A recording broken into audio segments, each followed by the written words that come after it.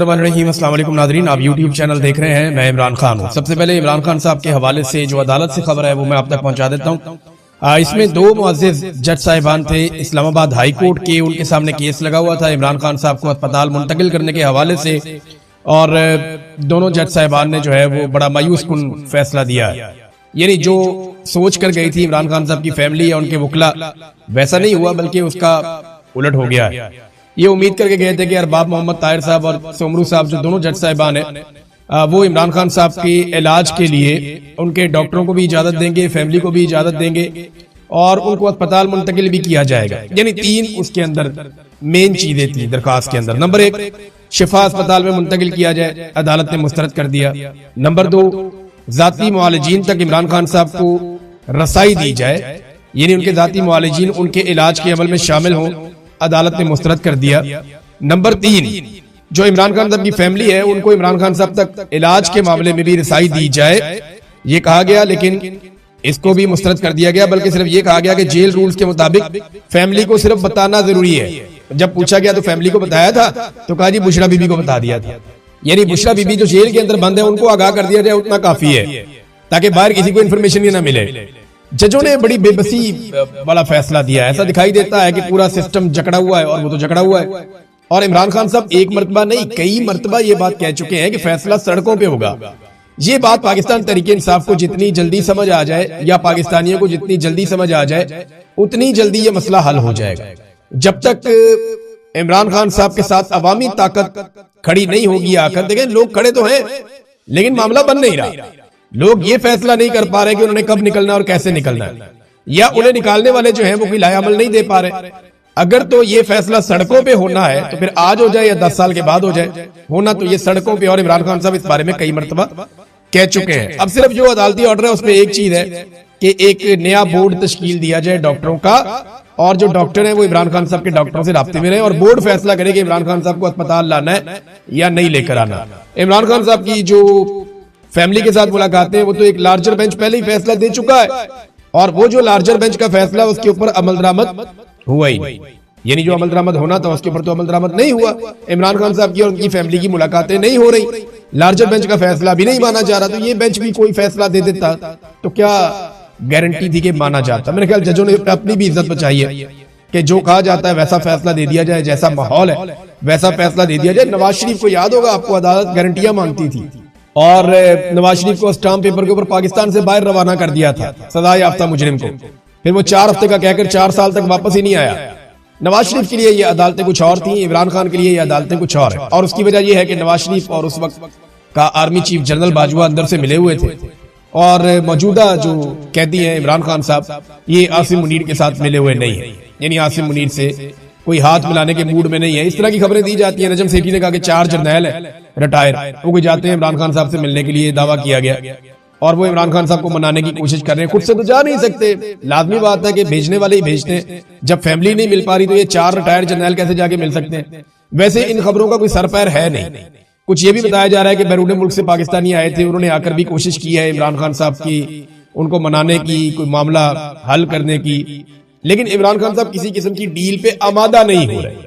देखिए जो कुछ आसिम मुनीर साहब ने इमरान खान के साथ कर दिया है ना, तो आसिम मुनीर के साथ डील करना तो इमरान खान के लिए लगभग नामुमकिन हो गया। अब ये चीजें जो है वो पाकिस्तान के इदारों को, पाकिस्तान की अदलिया को, फौज को, सबको ये बात सोचनी है कि क्या सिर्फ एक आसिम मुनीर के लिए वो इतना बड़ा रिस्क ले सकते हैं जो इस वक्त लिया जा रहा है। यहाँ पे एक एग्जाम्पल भी पेश की इमरान खान साहब के वकील ने, और उन्होंने कहा कि कत्ल में मुलव्वस मुजरिम को उसकी आंख के इलाज के लिए गुज़िश्ता रोज ही चीफ जस्टिस ने रिहा किया है। आप अंदाजा करें, एक बंदे ने कत्ल किया हुआ है और वो गिरफ्तार है, और चीफ जस्टिस ने एक दिन पहले उसकी आंख के इलाज के लिए उसको रिहा कर दिया। लेकिन इमरान खान की आंख की बिनाई जा चुकी है, यानी उसकी आंख जाया तो नहीं हुई थी, लेकिन इमरान खान की तो आंख की बिनाई जा चुकी है, और उन्हें इलाज करने की इजाजत नहीं, ये उनका इलाज वो करवाएं जाकर, उन्हें इजाजत नहीं दी जाए। इसके अंदर और हम क्या करें, अब तो सिर्फ अवाम का खड़ा होना बाकी है। अगर किसी को लगता है ना कि इस निजाम से उसे पहले कोई उम्मीद थी, तो ये उम्मीद तो बहुत पहले खत्म हो जानी चाहिए थी। इमरान खान साहब जाते जाते वो आखिरी जुमला बोल गए जिसके अंदर सारी हिकमत है। उन्होंने कहा जी जिद्दोजहद इबादत है और मैं शहादत के लिए तैयार, ये इमरान खान साहब ने कहा है। नाज़रीन कुछ चीजों से तवज्जो भी हटाई जा रही है। देखिए, इमरान खान साहब को अब हो सकता है उनकी जेल को भी शिफ्ट कर दिया जाए, उनके ऊपर मजीद सख्ती की जाए, उन्हें कहते तन्हाई में डाल दिया जाए। इमरान खान ने अपने साथ होने वाले तशद्दुद का जिक्र किया और कहा कि उनके साथ जो गैर इंसानी सलूक किया जा रहा है वो इंतहाई सख्त और नाकाबिले कबूल है। उन्होंने वादे तौर पर कहा कि उन्हें ज़हनी अजियत दी जा रही है। फिर उन्होंने तस्वीर के बारे में जिक्र किया जो इमरान खान साहब की इससे पहले वाली थी, उस पर उन्होंने बात की। लेकिन इमरान खान ने पाकिस्तान में कानून की हुक्मरानी और इंसाफ के निजाम पर बात की। उन्होंने कहा कि इस वक्त जो जजेस हक के लिए खड़े हो गए हैं वो पाकिस्तान के हीरोज हैं।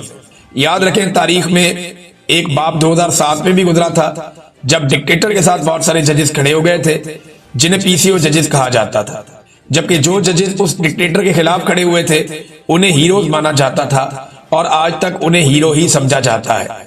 आज भी वो जजेस जो इस निजाम के खिलाफ खड़े हैं, जिसे ये लोग दफन कर रहे हैं, और जो कानून की हुक्मरानी के लिए डटे हुए हैं जो जजेस, इमरान खान के मुताबिक वो पाकिस्तान के हीरोज हैं।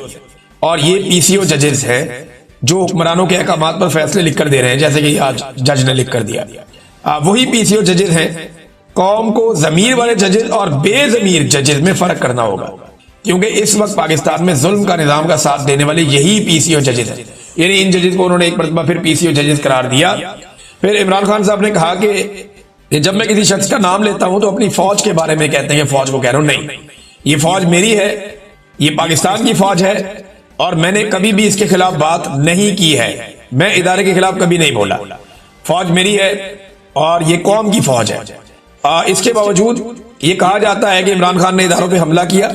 इमरान खान ने ये बात अखबारात में यानी पढ़ी, उन्होंने कहा, ये अखबार में इमरान खान साहब ने पढ़ा कि उनके ऊपर इल्जाम लगाया जाता है कि इमरान खान साहब इदारों पे हमला कर रहे हैं। तो इमरान खान साहब ने दोबारा कहा कि ये मेरी फौज है, मैं एक बार फिर दोहरा रही हूं, ये पाकिस्तान की फौज है और मैंने इसके खिलाफ आज तक कोई बात नहीं की, ये इमरान खान ने कहा है।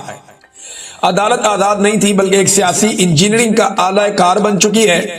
इमरान खान साहब ने सारी हकीकत 1 अक्टूबर को दुनिया के सामने रख दी थी और आज ये फैसला इस बात पर आखिरी मोहर लगाई जा रही है कि पाकिस्तान में रूल ऑफ लॉ को दफन कर दिया गया है।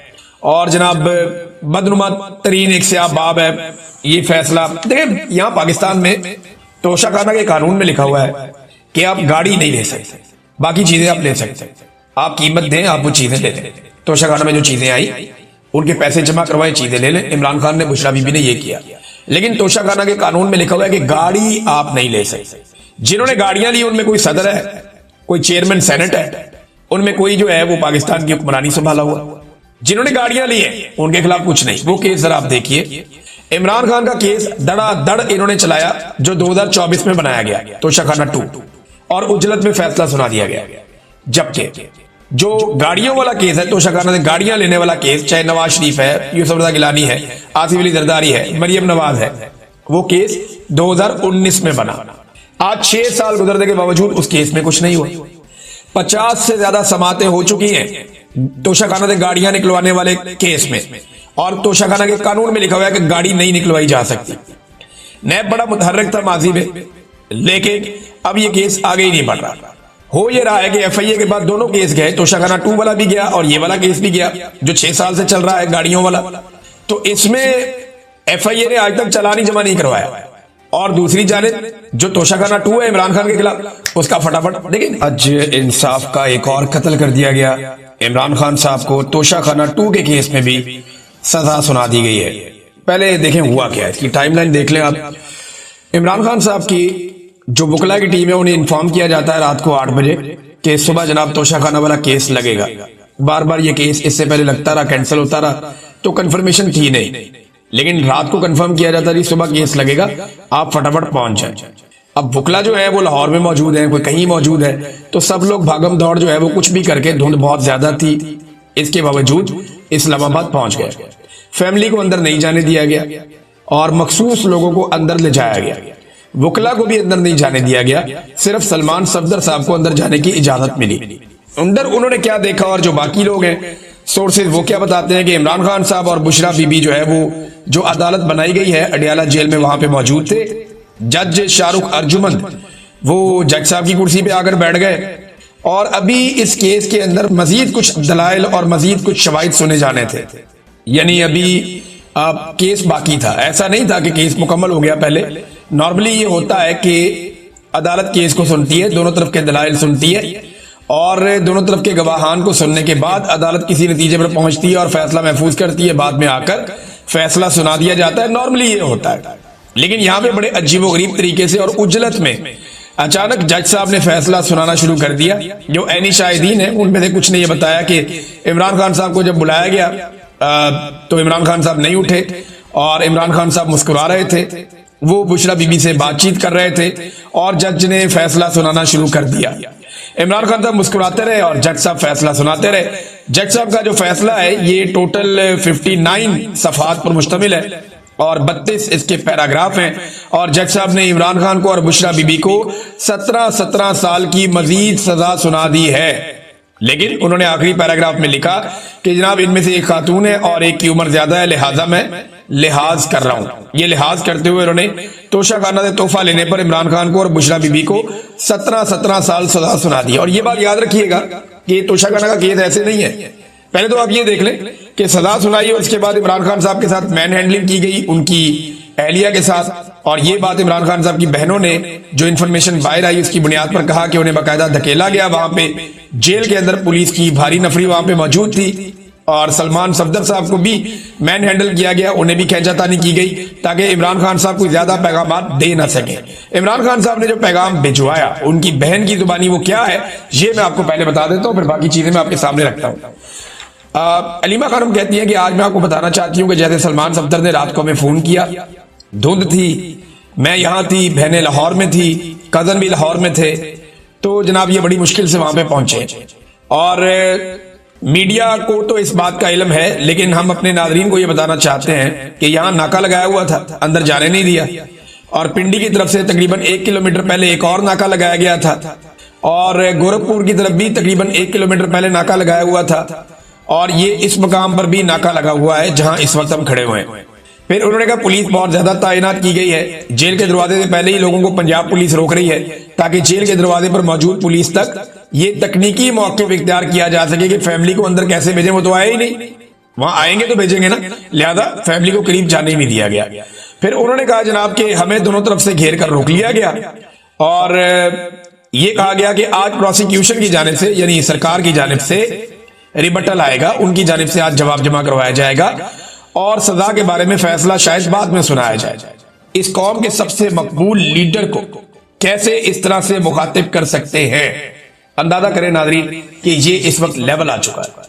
कौमी कॉन्फ्रेंस जारी है इस्लामाबाद में, उसके हवाले से तफसीलात आ रही हैं। नेक्स्ट वीलॉग में आपके साथ शेयर करूंगा। अब तक इतने, अपना ख्याल रखिएगा, अपने चैनल का भी। अल्लाह हाफ़िज़।